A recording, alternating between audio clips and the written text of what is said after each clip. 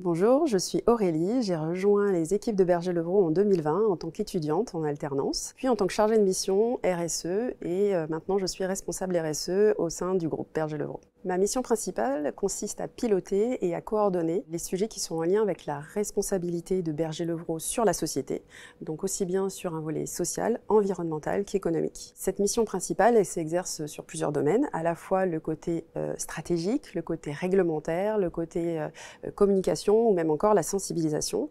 Et comme c'est un sujet qui est transversal, qui est au cœur du projet d'entreprise de Berger-Levrault, je suis amenée au quotidien à travailler avec l'ensemble des métiers. La stratégie RSE de Berger-Levrault s'articule autour de 3 axes.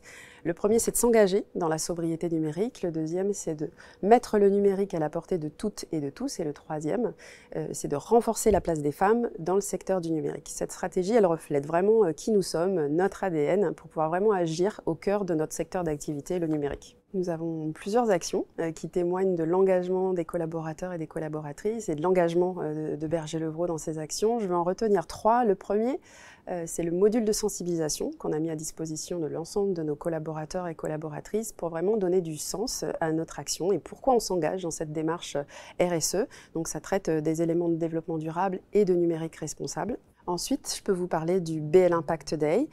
C'est une demi-journée qu'on offre à l'ensemble de nos collaborateurs et collaboratrices pour avoir un impact sur le territoire, aussi bien au niveau social qu'environnemental.